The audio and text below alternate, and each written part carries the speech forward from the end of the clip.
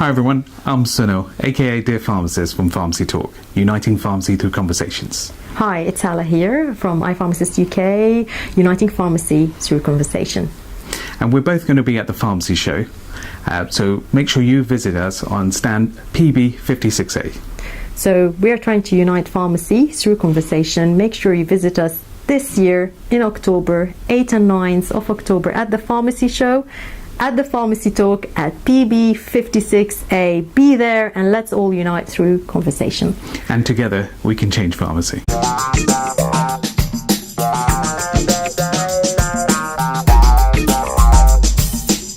We had a success last year at the pharmacy show as Pharmacy Talk, and again we're there this year. Make sure you visit us and turn up at the pharmacy show.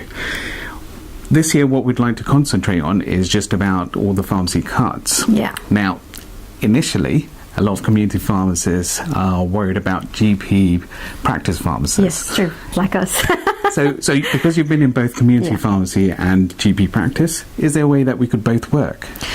I think so. It's really important to integrate between community pharmacy and GP practice pharmacy because we are within primary care. So, I mean, even if you're a community pharmacy, it's important to go and see what a GP practice pharmacy does. So I had few pharmacists were shadowing me, and they saw the other side, what a GP practice pharmacist does, and I had a better idea to see what we do as well. Because, I covered both sides, so I know how a community pharmacy works and a GP practice pharmacy does. So on that point, I know around here a lot of community pharmacists do visit GP practices and try to integrate with them. Yeah. The issue we have is GP practices and GP practice pharmacists coming into community pharmacy and integrating with us. Yeah. What's the barrier that happens there?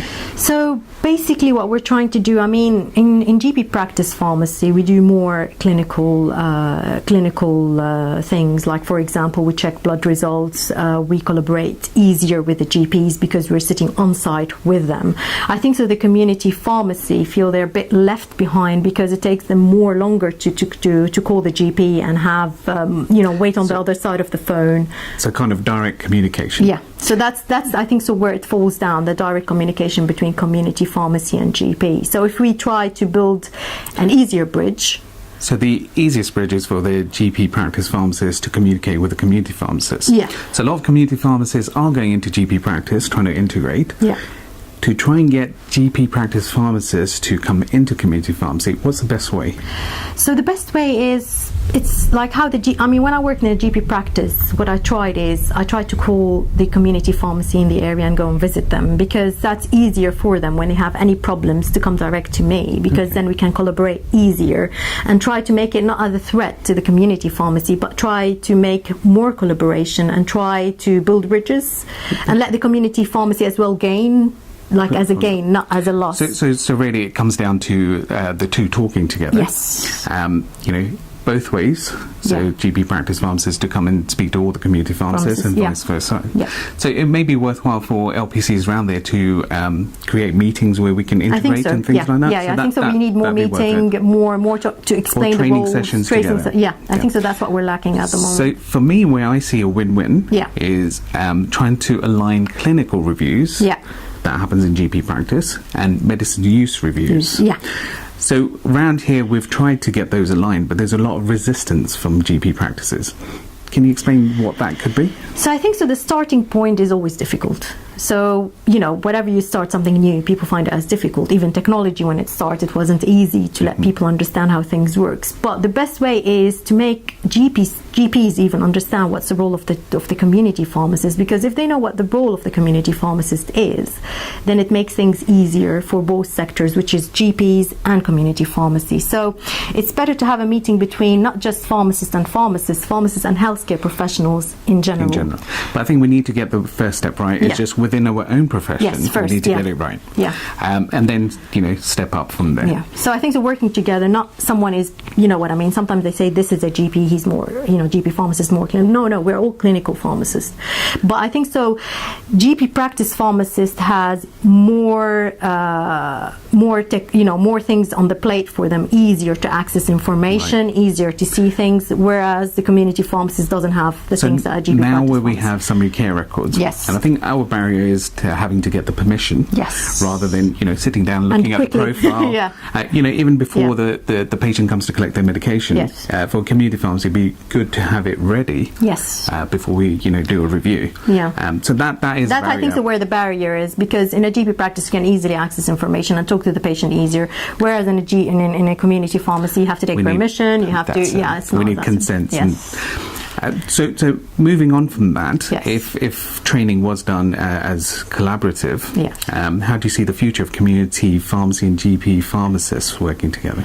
So I think the future is promising. I know at the moment everyone is saying, oh no, we don't know, we're going to lose the business, it's not going to work, are we going to go into private sector, are we going to stop delivery, is the internet pharmacy going to take over? So we have all those questions in everyone's brain. No one knows what's going to happen. But I think the future of pharmacy, if we move into clinical more, we have more opportunities in a community pharmacy to work towards the patient. So that's good saying that. Yeah. But now with all these pharmacy government cuts that have come in, in my pharmacy we've found that the cash flow has reduced a lot. And we've had to input our own funds into here's a business, so we've inputted our own funds. However, we've had to let go of particular staff, key staff that we've trained for some time, but to balance the profit loss, we've had to make that move. That must be difficult, isn't it, for you as a business owner as well? It's very difficult. Yes. So to try and look into that future and try and invest in our own training is very difficult. Yes.